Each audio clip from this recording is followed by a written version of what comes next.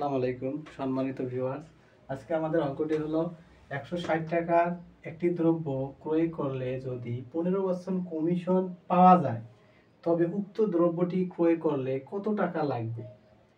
আমরা যদি সংক্ষেপ নির্ণয় করি তাহলে আমাদের আর মাইনাস প্লাস করতে হবে না, ডিরেক্ট অ্যান্সারটা পাবো। তাহলে এই ধরনের সমস্যা থাকলে আমরা প্রথমে যে মূল টাকাটা দেওয়া আছে, এখানে দেওয়া আছে 160 টাকা, প্রথমে যে মূল টাকাটা দেওয়া থাকবে সেটা আমরা সবসময় প্রথমে উঠাই নেব।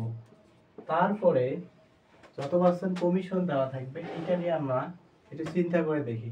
এই 15% কথাটার অর্থ হলো 100 টাকায় মূল সংখ্যা হলো 100, সেখান থেকে 15 টাকা মাইনাস হবে, হয়ে সংখ্যাটা হবে 85 টাকা। তাহলে একটা সংখ্যা হলো, মূল সংখ্যাটা হলো 100 আর 15% কমিশনের টাকাটা হলো আমাদের 85।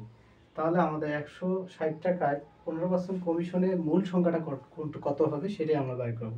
তাহলে এই ধরনের সমস্যা থাকলে আমরা যেহেতু কমিশন দিছে আর কমিশন পাইলে আমাদের সংখ্যাটা 160 থেকে ছোট হবে, আর 160 থেকে ছোট হলে আমরা কি করব, এই দুইটা সংখ্যা তুলনা করলে দেখা যায় 100 বড় 85 ছোট। যেহেতু আমরা কমিশনটা ছোট পাবো তাহলে আমরা এই ছোট সংখ্যাটা উপরে দেব আর এই 100 সংখ্যাটা নিচে দেব। এখন আমরা ক্যালকুলেশন করে যা হবে তাই আমাদের কাঙ্ক্ষিত সংখ্যাটি বের হবে।